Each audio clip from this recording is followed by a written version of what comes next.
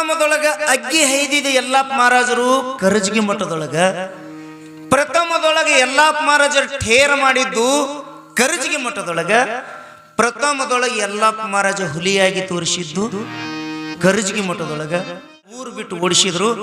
ಅಲ್ಲಿದಿಂದ ಬಂದಿದ್ದೆ ಯಲ್ಲಪ್ಪ ಮಹಾರಾಜ ಎಲ್ಲೆತ್ತಿ ಕೇಳಿದ್ರು ನಮ್ಮೂರಿಗೆ ಕರಜಗಿಗೆ. ಭಾಷಗಿ ಬಿಟ್ಟು ಬರೀ 14 ಕಿಲೋಮೀಟರ್ ಮ್ಯಾಗ ನಮ್ಮ ಕರಜಗಿ ಅದ. ಅದು ಖಾಜಾನ್ ಪೌಳಿ. ಆ ಕರಜಗಿ ಒಳಗೆ ಬಂದು ಸ್ಮಶಾನ ಭೂಮಿ ಒಳಗೆ ಮಠ ಮಾಡಿದ್ರು ಯಲ್ಲಪ್ಪ ಮಹಾರಾಜ. ಮಠ ಮಾಡಿ ಪ್ರಥಮ ಮಠ ಎಲ್ಲಿ ಐತು ಯಲ್ಲಪ್ಪ ಮಹಾರಾಜರ 365 ಮಠದೊಳಗೆ ಅಂದ್ರೆ ತಮಗೆಲ್ಲರಿಗೆ ನೆನಪಿಗಿರಬೇಕು, ಅದು ಕರಜಗಿ ಒಳಗೆ. 2 ವರ್ಷ ಮಠ ಮಾಡಿದ್ರು. ಪ್ರಥಮದೊಳಗ ಅಗ್ಗಿ ಹೈದಿದ ಯಲ್ಲಪ್ಪ ಮಹಾರಾಜರು ಕರಜಗಿ ಮಠದೊಳಗ, ಪ್ರಥಮದೊಳಗೆ ಯಲ್ಲಪ್ಪ ಮಹಾರಾಜರು ಠೇರ ಮಾಡಿದ್ದು ಕರಜಗಿ ಮಠದೊಳಗ, ಪ್ರಥಮದೊಳಗೆ ಯಲ್ಲಪ್ಪ ಮಹಾರಾಜ ಹುಲಿಯಾಗಿ ತೋರಿಸಿದ್ದು ಕರಜಗಿ ಮಠದೊಳಗ. ಇವೆಲ್ಲ ಸಂತೋಷದ ಸುದ್ದಿ. ಪ್ರಥಮದೊಳಗೆ ಯಲ್ಲಪ್ಪ ಮಹಾರಾಜಿಗೆ ವಿಷ ಕೊಟ್ಟಿದ್ದು ಕರಜಗಿ ಮಠದೊಳಗೆ. ಯಾಕೆ ಹಿಂಗಾಯ್ತ್ರಿ ಇದು?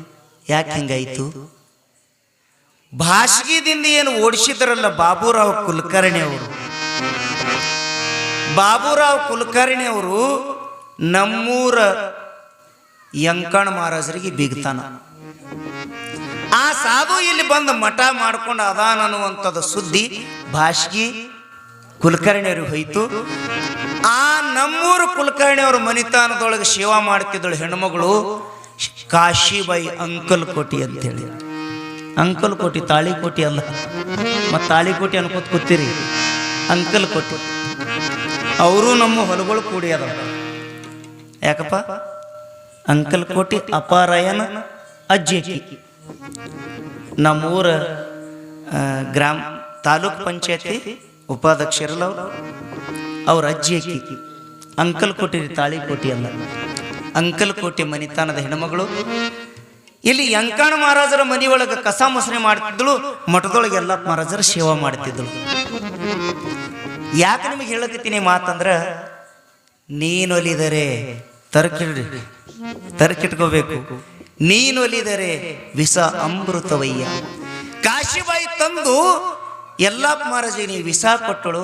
ಯಲ್ಲಪ್ಪ ಮಹಾರಾಜ ಗುರ್ತಿದ್ರು, ಅದನ್ನು ಸೇವನೆ ಮಾಡ್ದ. ನಮ್ಮಂಥವ್ರು ಆಗಿದ್ರಂದ್ರ ಇಲ್ಲಿ ಪುರಾಣ ಹೇಳಕ್ಕೆ ಬರ್ತಿದ್ದಿಲ್ಲ ವಿಷ ಉಂಡು. ಯಾಕ? ಪರಮಾತ್ಮನ ಒಲಿಮೆ ನಮಗಿಲ್ಲ, ಪರಮಾತ್ಮನ ಒಲಿಸೋರಲ್ಲ ನಾವು. ಆದರೆ ಯಲ್ಲಪ್ಪ ಮಹಾರಾಜನಿಗೆ ಪರಮಾತ್ಮನ ಒಲಿಮೆ ಇತ್ತು ತಿಳ್ಕೊಂಡು ಯಲ್ಲಪ್ಪ ಮಹಾರಾಜ ವಿಷ ಉಂಡ್ರು ಕೂಡ ಆ ವಿಷ ಕಾರ್ಕೊಲಿಲ್ಲ. ಯಲ್ಲಪ್ಪ ಮಹಾರಾಜರಿಗೆ ವಿಷ ಹೋಗಿ ಏನಾಯ್ತಂದ್ರ ಅದು ಅಮೃತಾಗಿ ಅಮೃತ ಜ್ವಾಲೆ ಹೊರಗೆ ಬಂತು. ಅಮೃತ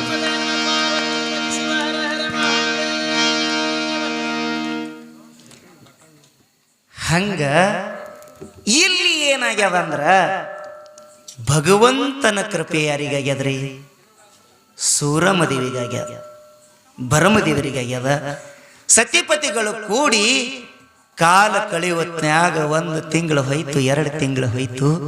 ಸೂರಾವತಿ ಚೊಚ್ಚಿಲು ಬಸರಾಗ್ತಾಳ. ಸೂರಾವತಿ ಚೊಚ್ಚಿಲು ಬಸರಾಗ್ತಾಳ. ಮನಿತಾನದವರಿಗೆಲ್ಲ ಸಂತೋಷ, ಊರಿಗೆಲ್ಲ ಸಂತೋಷ. ಯಾಕ? 12-24 ವರ್ಷ ಮಕ್ಕಳಿಲ್ಲಾರ್ದಂತ ಸೂರಾವತಿಗೆ ಇವತ್ತು ಗರ್ಭದರ್ಶ ತಿಳ್ಕೊಂಡು ಎಲ್ಲರಿಗೂ ಸಂತೋಷ, ಊರು ತುಂಬ ಸಂತೋಷ. ಊರೊಳಗ ಸುಗಂಧದ ವಾತಾವರಣ ಬೀರಿದಂಗೈತಿ. ಯಾಕೈತ್ರಿ ಹಂಗ? ಯಾಕಾಯ್ತು? ಭಗವಂತನ ವಾಸಯದ ಹೊಟ್ಟಿ ಒಳಗ, ಒಡಲೊಳಗ. ಮರಾಠಿ ಒಳಗೊಂದು ಮಾತು ಹೇಳ್ತಾರ, ಅಭಂಗದೊಳಗೊಂದು ಮಾತು ಹೇಳ್ತಾರ, ಮೂರ್ತಿ ಮಿಳ್ನಾರ್ ಪಣ್ ದೇವ್ ಮಿಳ್ನಾರ್ ನಾಹಿ. अरे बाबा मूर्ति मिलनार पण देव मिलनार नाही, पुत्र मिलनार पण सुपुत्र मिलनार नाही.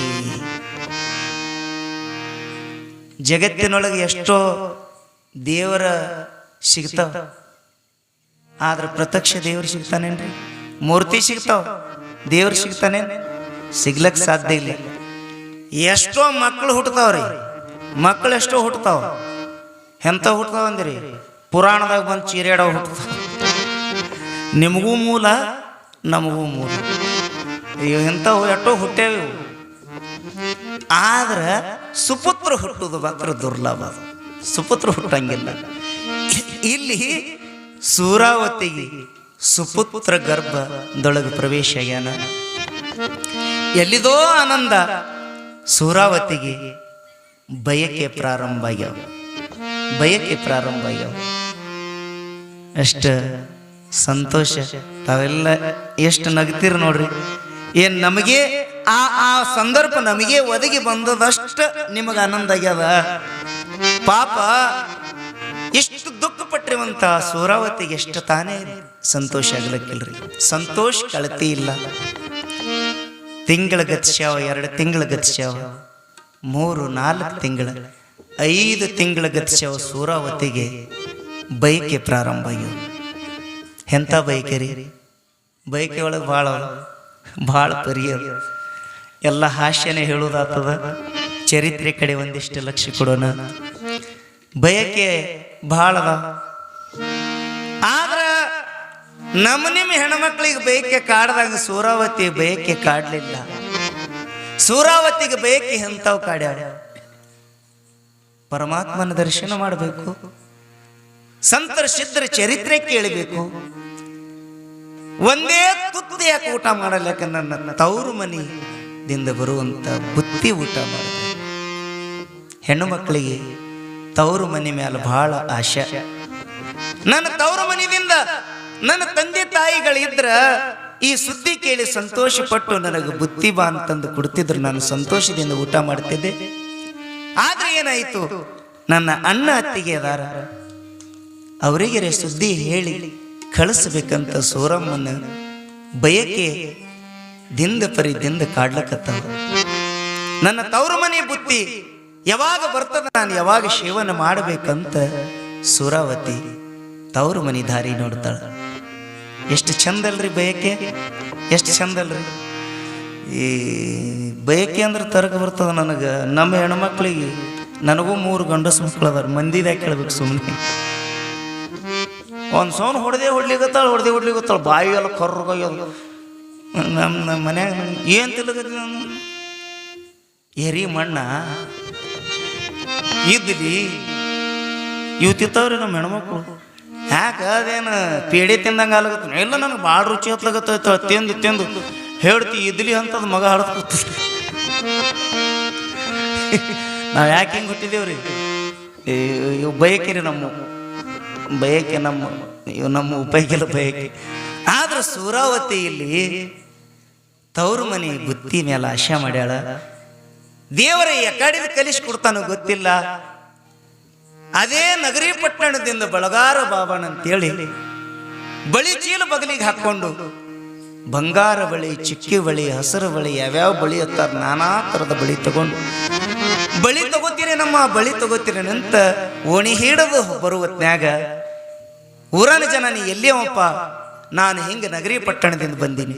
ನಗರಿ ಪಟ್ಟಣದ ಒಬ್ಬಕ್ಕೆ ಹೆಣ್ಣು ಮಗಳು ನಮ್ಮೂರಾಗೆ ಕೊಟ್ಟವರು ಸೂರಾವತಿ, ನಿನಗೆ ಗೊತ್ತೇನು ಅಂತೇಳಿ ಅವನ ಕರ್ಕೊಂಡು ಸೂರಾವತಿ ಮನೆಗೆ ತಂದಾರ. ಅಮ್ಮ ಸೂರಾವತಿ, ನಿನ್ನ ಮನೆಗೆ ಬಂದಿದ್ದು ನನಗೆ ಬಹಳ ಸಂತೋಷ ಆಯ್ತಮ್ಮ, ಬಳಿ ತಗೋತಾಯಿ ಅಂತೇಳಿ ತನ್ನ ಚೀಲಿನೊಳಗೆ ಬಳಿ ತಂದು ಸೂರಾವತಿ 2 ಕೈಗೆ ಬಳಿ ತೊಡಿಸಿ, ಏನವ ತಾಯಿ ಕ್ಷೇಮವಾಗಿದ್ದೀನಮ್ಮ, ನೀ ಸಂತೋಷದಿಂದ ಇದ್ದೀಯನಮ್ಮ ಅಂತ ಹೇಳಿ ಸೂರಾವತಿ ಕೇಳುವತ್ನ್ಯಾಗ,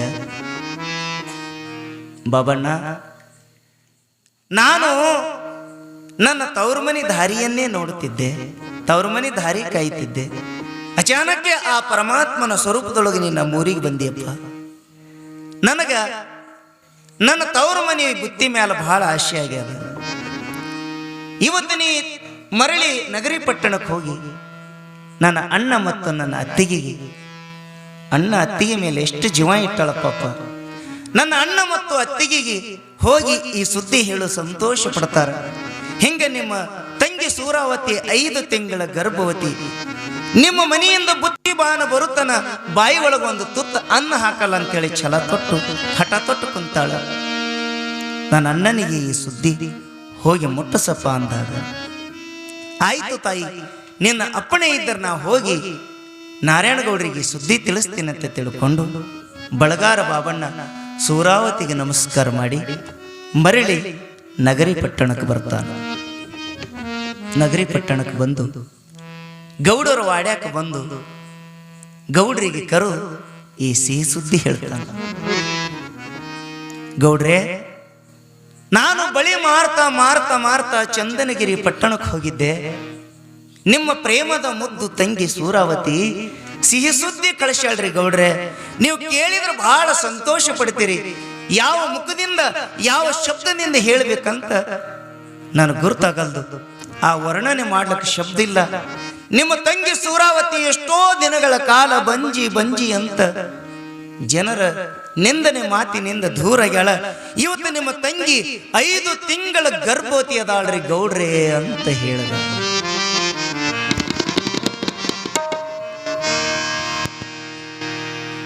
ಈ ಸುದ್ದಿ ಕೇಳಿ ನಾರಾಯಣಗೌಡ ಸಂತೋಷ ಪಡಬೇಕು, ಏನ್ ಆಶ್ಚರ್ಯ ಬರ್ಬೇಕ್ರಿ ಹೇಳ್ರಿ. ಯಾವಾಗ ಈ ಸುದ್ದಿ ಕೇಳಿದೋ ಕಳವೆ ನಾರಾಯಣ ಗೌಡನ ಮನುಷ್ಯನೊಳಗ ಎಲ್ಲಿಲ್ಲದೋ ಮಾತ್ಸರ್ಯ ಭಾವ ಬಂದ ಬಿಡುತ್ತು. ಕೊಟ್ಟಿ ಗುಣ ಅಂತಾರಲ್ರಿ, ನಿಮ್ ಕಡೆ ಕೊಟ್ಟಿ ಗುಣ ಅಂತಾರಲ್ಲ, ಕೊಟ್ಟಿ ಗುಣ ಬಂದು ಬಿಡುತ್ತು. ನನ್ನ ತಂಗಿ ಸೂರಾವತಿ ಹಿಂಗೆ ಇದ್ರು ಒಳ್ಳೇದಿತ್ತು. ಒಂದು ವೇಳೆ ನನ್ನ ತಂಗಿ ಸೂರಾವತಿ ಗಂಡು ಕೂಸು ಹಡದಳಂದ್ರ ನನ್ನ ಹೆಣ್ಣಿಗೆ ಮೂಲ ಆಗ್ತಾಳ. ಒಂದು ವೇಳೆ ಹೆಣ್ಣು ಕೂಸು ಆಯ್ತು ಅಂತಂದ್ರ ನನ್ನ ಗಂಡಿಗೆ ಮೂಲ ಆಗ್ತದೆ. ಒಟ್ಟಿನಲ್ಲಿ ನನ್ನ ತಂಗಿ ಸೂರಾವತಿ ಹೀಗೆ ಇರಬೇಕು. ಆದರಕ್ಕೆ ಹೊಟ್ಟಿಯಿಂದ ಫಲಸಂತನಾಗಬಾರದು. ಏನಾದರೂ ಮಾಡಿ ನಮ್ಮ ತಂಗಿ ಸೂರಾವತಿಗೆ ಈ ಗರ್ಭ ನಿಲ್ಲಾರ್ದಂಗ ಮಾಡ್ಬೇಕಂತ ಕೆಟ್ಟ ಯೋಚನೆ ಮಾಡ್ತಾನ.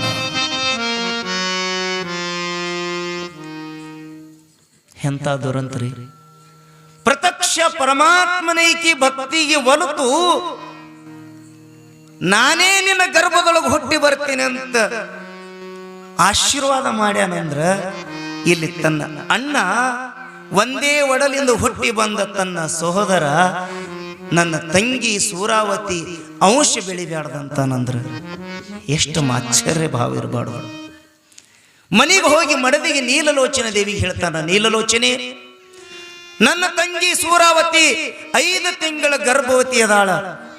ನನ್ನ ತಂಗಿಗೆ ಬುದ್ಧಿಬಾನ ಒಯ್ದು ಕೊಟ್ಟು ಬರಬೇಕು. ಚಂದನಗಿರಿ ಪಟ್ಟಣಕ್ಕೆ ಹೋಗಿ ಕೊಟ್ಟು ಬರಬೇಕು. ಬೇಗನೆ ನೀನು ಮೃಷ್ಟಾನ್ನ ಭೋಜನ ಮಾಡು ಅಂತ ಮಡದಿಗೆ ಹೇಳಿದಾಗ ಆಯ್ತ್ರಿ ಅಂತ ತಿಳ್ಕೊಂಡು ಯಾರು ನೀಲಲೋಚನ ದೇವಿ ಮೃಷ್ಟಾನ್ನ ಭೋಜನ ನಾನಾ ತರದ ಅಡಿಗೆ ಮಾಡಿ ಪತಿ ಕೈಯಾಗ ಕಂಠಲೆತ್ತಿನ ಮೇಲೆ ಕೊಟ್ಟು ಚಂದನಗಿರಿ ಪಟ್ಟಣಕ್ಕೆ ಕೊಟ್ಟು ಕಳಿಸ್ತಾಳ. ಮಧ್ಯದಾರಿ ಒಳಗೆ ಬಂದು ನಾರಾಯಣಗೌಡ ಹಿಂಗೆ ವಿಚಾರ ಮಾಡ್ತಾನ, ನಮ್ಮ ತಂಗಿ ಸೂರಾವತಿ ಇದನ್ನ ಸೇವನೆ ಮಾಡಿದರೆ ಏನೂ ಆಗಬಾರದು, ಆದ್ರ ಹೊಟ್ಟಿ ಒಳಗಿರುವಂತ ಕೂಸು ಮಾತ್ರ ಬದುಕಬಾರದು. ನೋಡ್ರಿ ಹೆಂಗ ತಂಗಿಗೆ ಅದನ್ನ ಊಟ ಮಾಡಿದ್ರೆ ತಂಗಿಗೆ ಏನಾಗಬಾರದು, ಆದ್ರ ಊಟ ಮಾಡಿದಳಂದ್ರ ಹೊಟ್ಟಿ ಒಳಗೆ ಕೂಸ ಬದುಕಬಾರದು. ಇದು ಎಂಥ ವಿಷಯ ಇರ್ಬೇಕ್ರಿ ಗವಾಯಿಗಳ, ಇದು ಎಂಥ ವಿಷಯ ಇರ್ಬೇಕು ವಿಚಾರ ಮಾಡ್ರಿ. ಅವಾಗಷ್ಟೇ ಇತ್ತತಿರಿ, ಅವಾಗಷ್ಟೇ ಇತ್ತೇನದು, ಈಗನೂ ಆದ್ರಿ ಅದು, ಈಗನೂ ಕೂಸುಗಳು ಕೊಲ್ತಾರೆ. ಅವಾಗಷ್ಟೇ ಇರಲಿಲ್ಲ, ಈಗೂ ಅದ. ಆಗ ಆಗಿನಷ್ಟು ಈಗೇ ಶಾಣ್ಯಾರಿಲ್ಲ. ಈಗಿಷ್ಟು ವಿಜ್ಞಾನ ಅದಲ್ಲ, ಆಗಿನಷ್ಟು ಶಾಣ್ಯಾರ ಈಗಿಲ್ಲ. ಈಗ ವಿಮಾನ ಬಂದಾವ ನೋಡ್ರಿ, ಅಂತರ್ಲೆ ಹಾರ್ತಾವ, ಡೀಸೆಲ್ ಬೇಕು, ಅವಕ್ಕೆ ಏನೇನು ಬೇಕು ಈಗ. ಆದ್ರ ಆಗನೂ ವಿಮಾನ ಇದ್ದು, ಆಗ ಪುಷ್ಪಕ ವಿಮಾನ ಅಂತಿತ್ತು ಆಗಿನ ಕಾಲ. ಹಂಗ ಇಲ್ಲಿ ವಿಸಾ ಬೆರೆಸಿಕೊಂಡು ಕಳವೆ ನಾರಾಯಣಗೌಡ ತಂಗಿಗೆ ಆಯೇರಿ ತಗೊಂಡು ಬುದ್ಧಿಬಾನ ತಗೊಂಡು ಚಂದನಗಿರಿ ಪಟ್ಟಣಕ್ಕೆ ಬಂದು ತವರು ಮನೆ ದಾರಿಯನ್ನೇ ನೋಡ್ತಾ ಕೂತಿರುವಂತ ಸೂರಾವತಿಗೆ ಅಣ್ಣ ಯಾವಾಗ ಬುದ್ಧಿಬಾನ ತಗೊಂಡು ಬಂದಾನ, ಅದನ್ನ ಯಾವಾಗ ನೋಡಿದಳು ಎಷ್ಟು ಸಂತೋಷ ಆಯ್ತು ತಾಯಿಗೆ. ಎಂದಾದ್ರೂ ನನ್ನ ಅಣ್ಣನ ಮುಖ ನೋಡಿನಿಲ್ಲ, ಅಷ್ಟು ಆನಂದ ಆಯ್ತು. ನನ್ನ ಅಣ್ಣ ಇವತ್ತು ಬುದ್ಧಿಮಾನ ತಗೊಂಡು ಬಂದ, ನಾನು ಸಂತೋಷದಿಂದ ಊಟ ಮಾಡಬೇಕು, ನನಗೆ ಎಷ್ಟು ಆಸೆ ಆಗ್ಯದ ತಿಳ್ಕೊಂಡು ಅಣ್ಣನಿಗೆ ಕೈಕಾಲು ಮಜ್ಜಲು ಮಾಡ್ಕೊಂತ ನೀರು ಕೊಡ್ತಾಳೆ. ಕೈಕಾಲು ಮುಖ ತಕ್ಕೊಂಡ ಆ ಬುದ್ಧಿಮಾನ ತದ್ದು ಇಳುದ ಶೀರಿ ತಂದು ಶೀರಿ ಕುಬ್ಬಸ್ ತಂದು ತಂಗಿ ಕೈಯಾಗ ಕೊಟ್ಟ. ತಂಗಿ, ನಾನು ನನ್ನ ಊರಿಗೆ ಬೇಗನೆ ಹೋಗಬೇಕು, ಹಿಂದೆಲ್ಲ ನನ್ನ ಕೆಲಸ ಕಾರ್ಯಗಳದಾವ, ನೀ ಆನಂದದಿಂದ ಊಟ ಮಾಡು, ಆನಂದದಿಂದ ಇರು ಅಂತೇಳಿ ತಂಗಿಗೆ ಹೇಳಿ ಬೇಗನೆ ನಾರಾಯಣಗೌಡ ನಗರಿ ಪಟ್ಟಣಕ್ಕೆ ಬಂದ.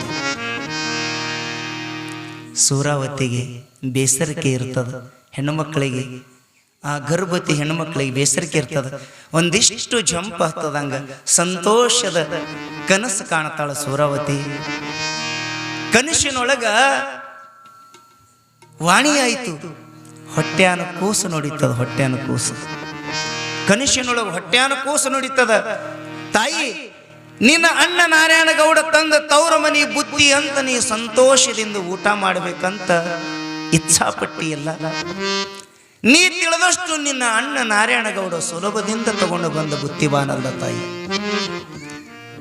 ಅದನ್ನು ನೀ ಒಂದು ವೇಳೆ ಊಟ ಮಾಡಿದೆ ಅಂದ್ರೆ ತಾಯಿ, ಇದು ನಿನಗೆ ಸರ್ವನಾಶ ಮಾಡ್ತದ. ನನ್ನ ಮಾತು ನಿನಗೆ ನಂಬಿಕೆ ಬರಲಿಲ್ಲ ಅಂದ್ರೆ ನಿನ್ನ ಮನಿ ಒಳಗೆ, ನಮ್ಮ ಮನಿ ಒಳಗಿರುವಂತ ಬೆಕ್ಕಿಗೆ ಒಂದು ಎರಡು ತುತ್ತು ಹೋಗದ ನೋಡು ತಾಯಿ ಅಂತ ಹೊಟ್ಟಿ ಒಳಗೆ ನೋಡಿತಾನ್ರಿ ಧೀರದೇವರು. ಹೊಟ್ಟಿ ಒಳಗಿರ್ಲಕ್ಕ ತಾಳಿಯದ ಏನೋ ಹೊಡೆಯಲಿ ಅವರು ನೋಡದಿರ್ಬೇಕು ಹೇಳಂತಾರ. ಹೊಟ್ಟೆಯಾಗಿರ್ಲಕ್ಕಾಗಿ ನುಡಿಯುವಂತ ಮಕ್ಕಳು ಹಡೀರಿ ತಾಯಿ. ಇವು 15 ವರ್ಷ ಬಂದು ಆದ್ರೂ ಮಾತು ಬರ್ಲಿಕ್ಕೆ ಏನು ಮಾಡ್ತಿರ್ತಾವ. 15 ವರ್ಷ ಆದ್ರೂ ಮಾತು ಬರಂಗಿಲ್ಲ. ಒಂದೊಂದಕ್ಕೆ ಲಗ್ನ ಆಗತ್ತನ ಮಾತು ಬರಲಿಲ್ರಿ. ಮೊನ್ನೆ ನಮ್ಮ ಊರಾಗ 3 ಹೆಣ್ಣು, ಅದಕ್ಕೆ 3 ಎವಳಿದ್ದು, 3 ತೊದಲ, 3 ಎವಡ್ರಿ. ಅವು ಹೆಂಗೆ ಹಡಿದೀವಿ ಅವರಿಗೆ ಗೊತ್ತ. ಅವಕ್ಕ ಕನ್ಯಾ ನೋಡ್ಲಿಕ್ಕೆ ಬಂದಾರ್ರಿ ಗಂಡನ ಮನೆಯವರು. ಇವು 3 ತೊದಲ, 1 ವರಾನೇ ನಿತ್ತಿಲ್ರಿ ಅವಕ್ಕೆ. ಈ ಹೊಟ್ಯಾನ ಕೂಸಿಗೆ ಇವು ಕೆಟ್ಟ ಅಂತರದ ನೋಡ್ರಿ. ಹೊಟ್ಯಾಗ ಮಾತಾಡೋ ಕೂಸುಗಳು ಎಲ್ಲಿ, ಇವು ಲಗ್ನ ಆಗುತ್ತಾನ ತೊದಲು ಮಾತಾಡೋ ಎಲ್ಲಿ. ಅವ್ರ ಅಪ್ಪ ಅಂದಾನ ಎಷ್ಟೋ 1000 ಗಂಡು ಬಂದು ಹೊಳ್ಳಿ ಒಂದು ವೇಳೆ ಪಿಟ್ಟತ್ ಮಾತಾಡಿದ್ರೆ 3 ಮಂದಿ ನಿಮ್ಮ ಲತ್ತಿನೇ ಹಾಕ್ತೀನಿ ಅಂದ ಅಪ್ಪ. ಆಯ್ತು ಪಾತಾಡಂಗಿಲ್ಲ ತಗೋ ಪಪ್ಪ ಅಂತ 3 ನಮ್ಮೂರಾಗಿರಿ ಇದು. ಆಯ್ತೇಳಿ ಅವ ಗಂಡಿನವ್ರು ಬಂದರು. 3 ಹೆಣ್ಣುಮಕ್ಳು ಒಂದರ್ಕಿಂತ ಒಂದು ಸೀದಾ ಅವ್ರಿ, ಒಂದರ್ಕಿಂತ ಒಂದು ಸೀದಾ ಕಡ್ಡಿಲೆ ಬರದಂಗ ಇಷ್ಟೇ ತೊದಲು ಮಾತಾಡ್ತಾವ. ಆ ಗಂಡಿನ ಕಡೆಯವ್ರು ಬಂದರು ಸಂತೋಷದಿಂದ, ನಮಗೆ ಹುಡುಗಿಯರು ಪಾಸ್ ಅವ್ರಿ, ಅಗ್ದಿ ನಮಗೆ ಹುಡುಗಿ ಪಾಸ್ ಅದ, ಕಡ್ಡಿಲೆ ಬರದಂಗ ನೀವೇನು ಕೊಡ್ಲಿಲ್ಲ ಅಂದ್ರೆ ನಾವು ಮಾಡ್ಕೋತೀವ್ರಿ. ಇನ್ನೇನದ್ರಿ ಗಟ್ಟಿಗಡಬ ಅಂತ ಇರ್ತದಲ್ಲ, ಗಟ್ಟಿಗಡಬ ಹೂರಣ ಹೋಳಿಗೆ ಅಂತ ಇರ್ತಾವಲ್ಲ, ಹಾಕಿದ್ರಿ ಊಟಕ್ಕೆ ಹಿಡಿದ್ರು. ಅದು ಒಂದು ಸ್ವಲ್ಪ ಅಡವೆ ಅಂತ ಕಾಣ್ತದ್ರಿ ಹುಡುಗ, ಮದುವೆ ಆಗೋ ಹುಡುಗ. ಅದು ಎಲ್ಲ ಕಡುಬು ಬಿಟ್ಟು ಬರೇ ಹೂರಣೆ ಹೊಡಿಗತ್ರಿ. ಅದು ಕಡುಬು ಇಡ್ತಿತ್ತು, ಅಟ್ಟು ಹೂರಣೆ ತಿತ್ತಿದ್ರು. ತಂದು ನೀಡ್ತಿದ್ರು, ಮತ್ತ ಹೂರಣೆ ಹೊಡ್ಯಾವ, ಕಡುಬು ಹಂಗೆ ಬಿಡವ. ಇವು ಕಿಟಕಿ ಅಂದ್ ನೋಡಿದ್ರು 2 ಹುಡುಗಿಯರು. ಸುಮ್ ಕುಂದ್ರಬೇಕಿಲ್ರಿ, ಅಪ್ಪ ಬ್ಯಾಡ, ಸುಮ್ ಕುಂದ್ರಬೇಕಿಲ್ರಿ. ಏನು ಇದ್ರ ಬಾಯಾಗ ಮಂದು, ಇದು ಎತ್ತದ ಗಂಧ, ಇದ್ರ ಬಾಯಾಗ ಮಂದು ಬರೀ ತದಪ್ ತಿಂದು ಹೋದ್ರು ತಿಂದು ತದಪ್ ಹಂಗೆ ಇಟ್ಟದಲ್ಲಿ.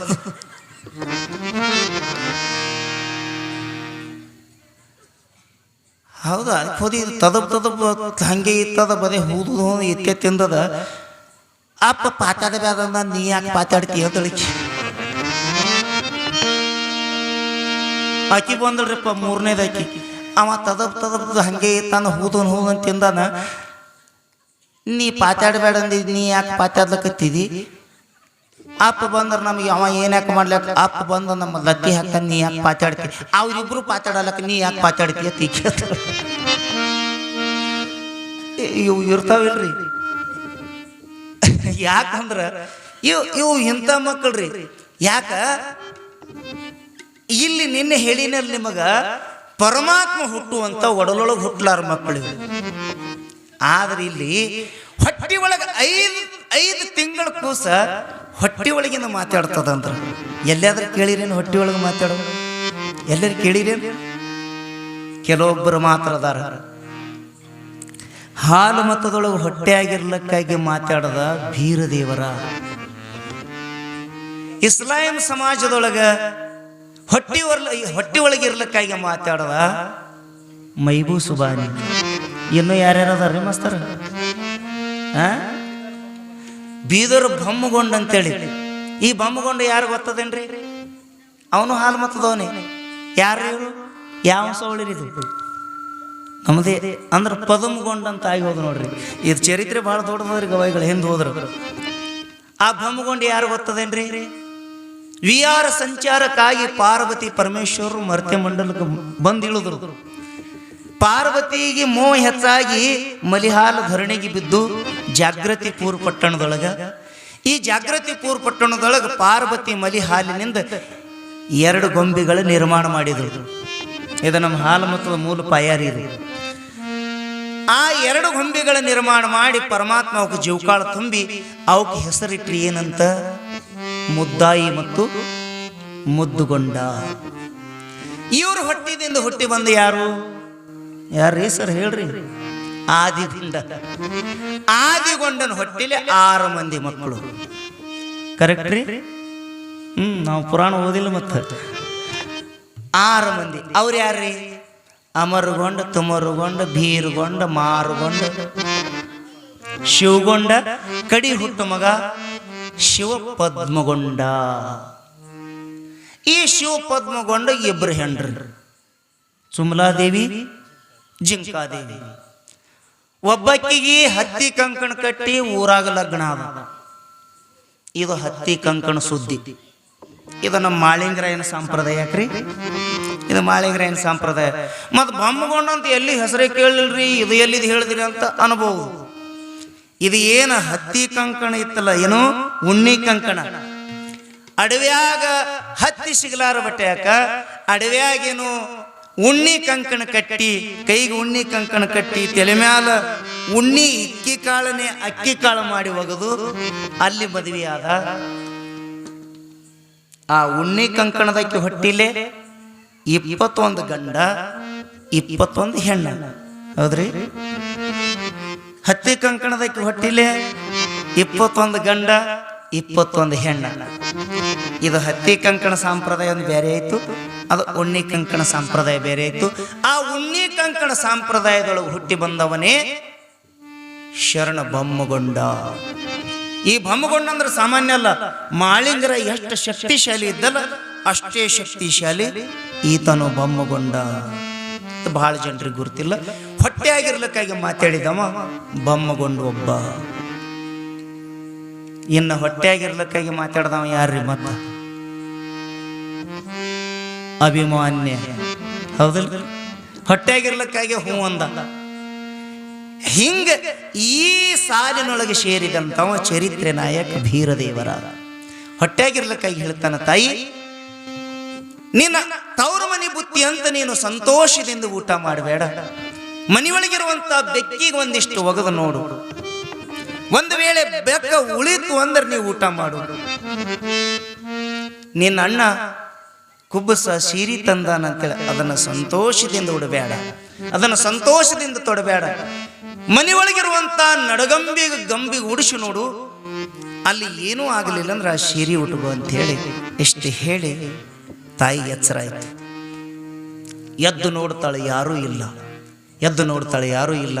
ಯಾಕೆ ಹಿಂಗಾಯ್ತು ಅಂತ ತಿಳ್ಕೊಂಡು ಅಣ್ಣ ತಂದಿರುವಂತ ಆ ಬುತ್ತಿ ಬಾನ ಬಿಚ್ಚಿ 1-2 ತುತ್ತ ಆ ಬೆಕ್ಕಿಗೆ ಒಗದಳು. ಆ ಬೆಕ್ಕ ಒದ್ದಾಡಿ ಕಂದಲ್ ಹಾಕಿ ಬಿಡಿತು. ಬೆಕ್ಕಿನ ಗರ್ಭ ಪಾತಾಗಿ ಬಿಡಿತು. ಕೆಲವೊಬ್ಬರು ಬೆಕ್ಕ ಸತ್ತದನು ಅಂತಾರೆ, ಕೆಲವೊಬ್ಬರು ಬೆಕ್ಕಿನ ಗರ್ಭಪಾತ ಆಗ್ಯದಂತಾರೆ. ಆದ್ರೆ ನಾವು ವಿಚಾರ ಮಾಡಿ ನೋಡಿದ್ರೆ ಅಲ್ಲಿ ನಾರಾಯಣಗೌಡ ತಂಗಿ ಸಾಯಬಾರದು, ಹೊಟ್ಟೆಯಾಗಿನ ಗರ್ಭಪಾತ ಆಗ್ಬೇಕಂತ ಅವ ತಂದನ. ಹೆಂಗೆ ತಮ್ಗೆ ತಿಳಿದದ ಹಂಗಂಗ ಆ ಪ್ರಕಾರ ಬುಕ್ ಬರದಾರ. ಆದ್ರೆ ಇಲ್ಲಿ ಒದ್ದಾಡಿ ಬೆಕ್ಕ ಕಂದರ್ ಹಾಕ್ತು. ಇದು ಮಾತು ಸತ್ಯ ಅಂತ ತಿಳ್ಕೊಂಡು ನನ್ನ ಅಣ್ಣ ಹಿಂಗೆ ಮಾಡ್ಲಾರ್ದವ ಯಾಕೋ ಹಿಂಗೆ ಮಾಡಿದ, ಇದು ಏನು ಸೋಜಿಗ, ನಾನು ಪರೀಕ್ಷೆ ಮಾಡ್ಬೇಕಂತ ತಿಳ್ಕೊಂಡು ಅಣ್ಣ ತಂದಿರುವಂತ ಕುಬ್ಬಸ ಸೀರೆಯನ್ನ ಒಯ್ದು ನಡಗಂಬಕ್ಕ ಸೀರೆ ಉಡಿಸಿ ಸುತ್ತುತ್ತಿದ್ದಳು. ನಡಗಂಬಕ್ಕೆ ಬೆಂಕಿ ಹತ್ತಿ ಬಿಡುತ್ತು. ಬೆಂಕಿ ಹತ್ತಿ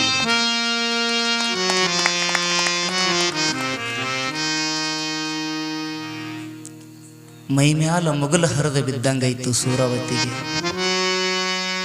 ಯಾರ ಮ್ಯಾಲ ನಾನು ಎಷ್ಟು ದಿವಸದ ಕಾಲ ನಾನು ಯಾರಿಗಾಗಿ ನಾನು ಆಶೆ ಪಡ್ತಿದ್ನೋ, ಯಾರಿಗಾಗಿ ನಾನು ಬದುಕ್ತಿದ್ನೋ, ತಂದೆ ತಾಯಿ ಸುಖ ನಾ ಎಂದು ಕಾಣಲಿಲ್ಲ.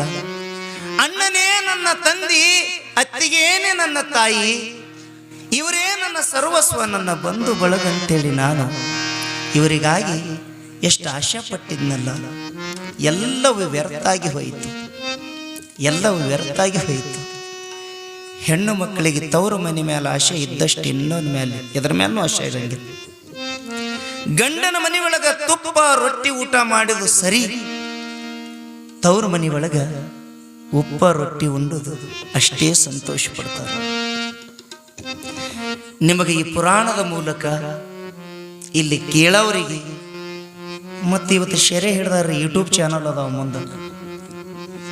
ಮುಂದೆ ಕೇಳುವಂಥವರಿಗೂ ನಾನು ಕಳಕಳಿದಿಂದ ಒಂದೇ ಒಂದು ವಿನಂತಿ, ತಂದಿ ಬಳಗಾಗಲಿ ತಾಯಿ ಬಳಗಾಗಲಿ, ನಮ್ಮ ಮನೆಯಿಂದ ಗಂಡನ ಮನೆಗೆ ಮಾಡಿಕೊಟ್ಟ ಹೆಣ್ಣುಮಕ್ಕಳು ತವರು ಮನೆ ಮೇಲೆ ಏನೊಂದು ಆಶೆ ಪಡಂಗಿಲ್ಲ.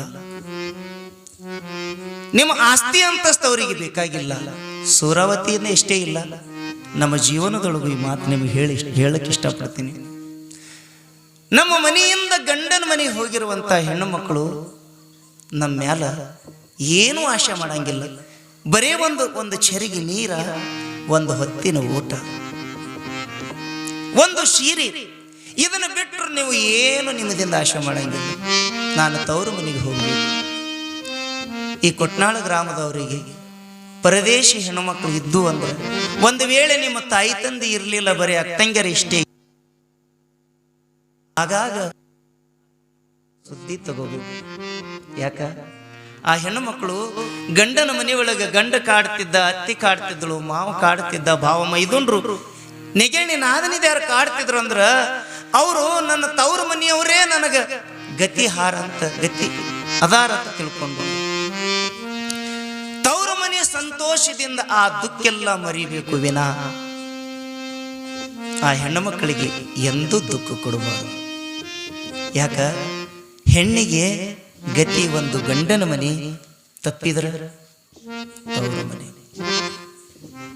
ನಿಮಗೊಂದು ಮಾತು ಹೇಳ್ತೀನಿ, ನಿಮ್ಗೆ ಯಾರೇ ಅಕ್ಕ ತಂಗ್ಯಾರ ಇವತ್ತು ಜಟ್ಟಿಂಗರಾಯನ ಜಾತ್ರೆಗೆ ಬರಲಿ, ಮಧ್ಯದೊಳಗೆ ಬರಲಿ, ನಿಮ್ಮ ಮನೆ ಮುಂದೆ ನಿಮ್ಮ ಮನೆ ಅಂಗಳಾಗ ಬಂದು ನಿತ್ತರಂದ್ರ ಆ ಹೆಣ್ಣು ಮಕ್ಕಳು ಹೊಳ್ಳಿ ಹೋಗುವತ್ನ್ಯಾಗ ನಮ್ಮ ಮನೆ ಕಡೆ ನಮ್ಮ ಬಾಗಲ ಕಡೆ ಮುಖ ಮಾಡಿ ಅವರು ಕಣ್ಣೀರು ಹಾಕಲಾರ್ದಂಗ ತಾವೆಲ್ಲ ನಡೆಸಿ ಕೊಡ್ಬೇಕಂತ ನಾನು ನಿಮಗೆ ಕೈ ಮುಗಿದು ಕೇಳ್ತೀನಿ ಬಂಧುಗಳು, ಕೈ ಮುಗಿದು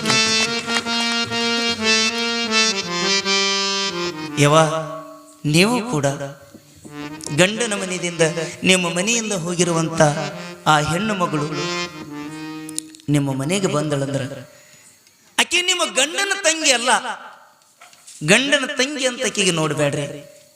ಈಕೆ ನನ್ನ ತಂಗಿನೂ ಹೌದು, ನನ್ನ ಅತ್ತಿ ಮಾವನ ಮಗಳೀಕಿ ಅಲ್ಲ, ನಮ್ಮ ಅತ್ತಿ ಮಾವನ ಮಗಳೀಕಿ ಅಲ್ಲ, ಈಕೆನೂ ನನ್ನ ಹೊಟ್ಟೆಯಲ್ಲಿ ಹುಟ್ಟಿದ ಮಗಳಂತ ತಾವು ನೋಡ್ರಿ ತಾಯಿ.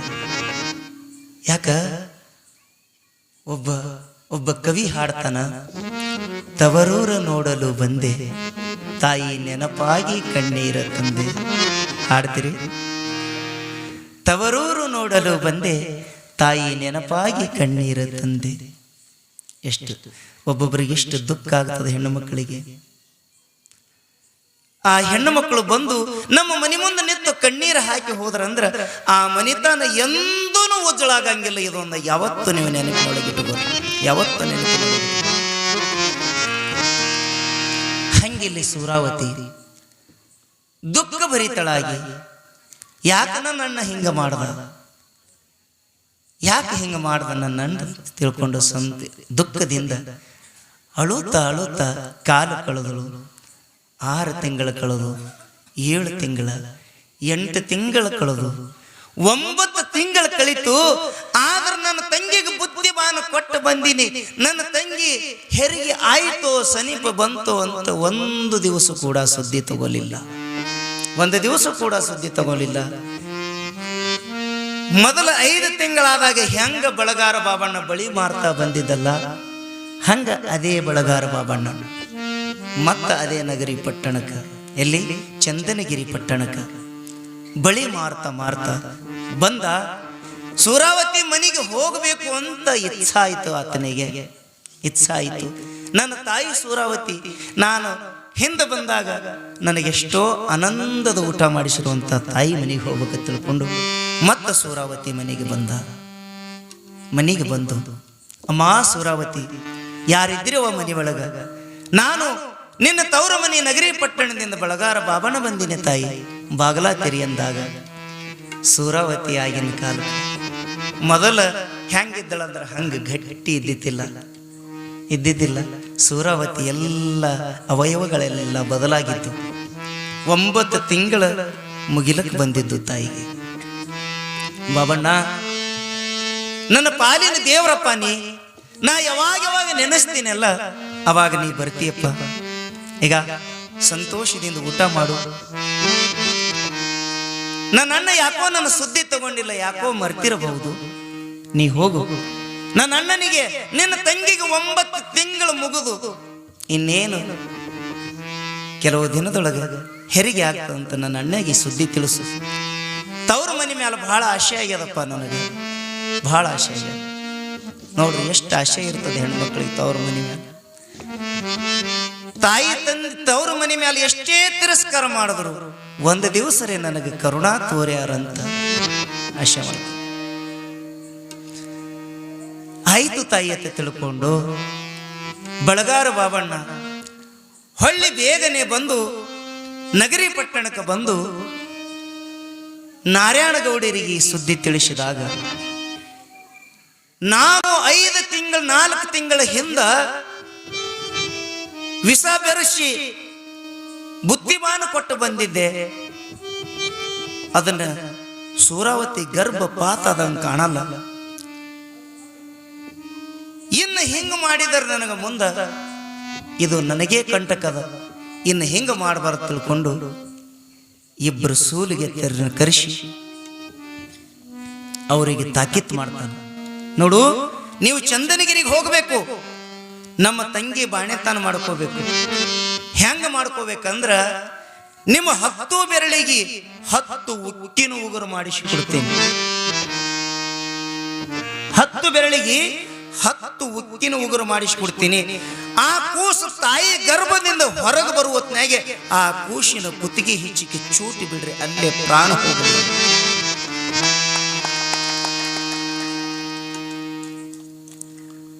ಯಾಕ್ರಿ ಹಿಂಗ ಮಾಡಬಹುದು ಮನುಷ್ಯ?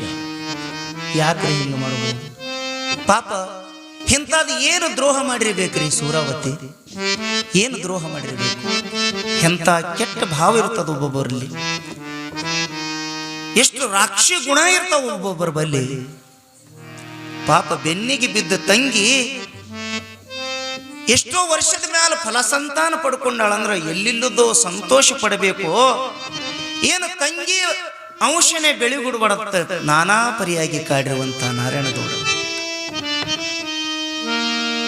ಸೂಲಿಗೆ ತೆರೆ ಹೇಳ್ತಾರೆ, ಗೌಡ್ರೆ ನೀವು ಊರು ಗೌಡ್ರು, ನಗರಿ ಪಟ್ಟಣದ ಅರಸರು, ನಿಮ್ಮ ಮಾತು ಕೇಳಿ ನಾವು ಇದನ್ನು ಒಪ್ಕೋತೀನಂತ ನೀವು ತಿಳ್ಕೊಬೇಡ್ರಿ.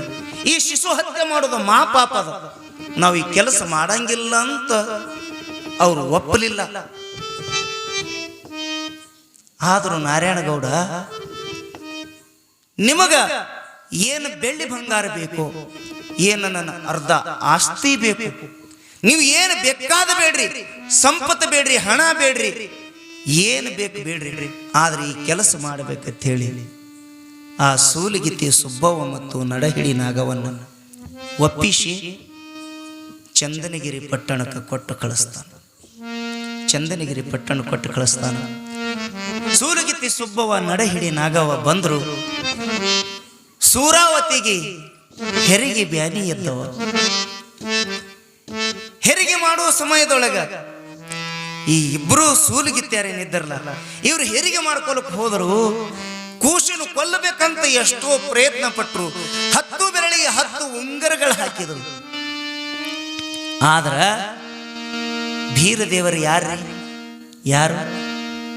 ನಮ್ಮ ಕೂಸುಗಳೇನ್ರಿ? ನಮ್ಮ ಕೂಸುಗಳಂಗಿದ್ದೆ ಭೀರದೇವರು ಅಲ್ಲ. ಯಾರ್ಯವ ನಿಮಗೆ ಹಂಗೆ ಬಿಡಲ್ಲ, ನಾ ಕೇಳೇ ಬಿಡ್ತೀನಿ. ನೀವು ಹೆಂಗೆ ಬಿಟ್ರು ನೀವು ಗಪ್ಪೆ ಕುಂದಿರ್ತೀರಿ. ಯಾರವ ಭೀರದೇವರು? ಯಾರು?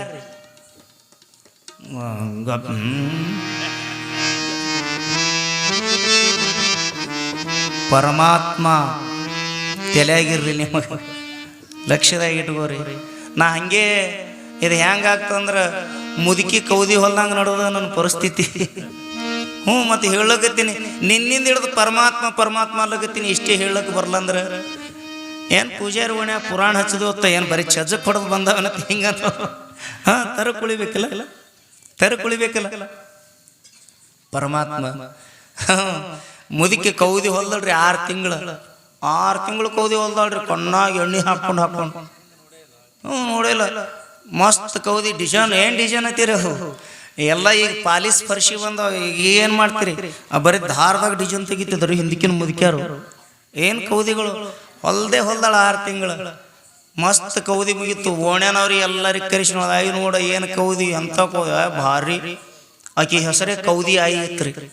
ಮನ್ನಗೊಂಡು ಹೊಲ್ದು ಎದ್ದು ನಿಂತು ಜಾಡಿಸ್ತಾಳ್ರಿ. ಪಳ ಉಚ್ಚಿ ಬಿದ್ದು ಅಟ್ಟು ಒಳ್ಳಕ್ಕೆ ಚಾಲು ಮಾಡಿದಿರ್ತಾರೆ. ಬಾಯಾಗ ಮಣ್ಣು ಯಾವಕ್ಕಿನ ಎದುರು ಬಿತ್ತು ಏನಿದ್ರ ಮ್ಯಾಗ.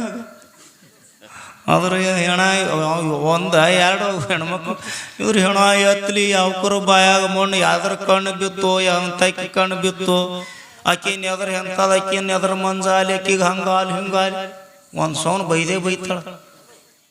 ಯಾಕೆ ಹುಚ್ಚಿದ್ರಿ? ಅದು ಹಿಂದ ದಾರಕ್ಕೆ ಅದು ಗಂಟೆ ಹಾಕಿಲ್ರಿ.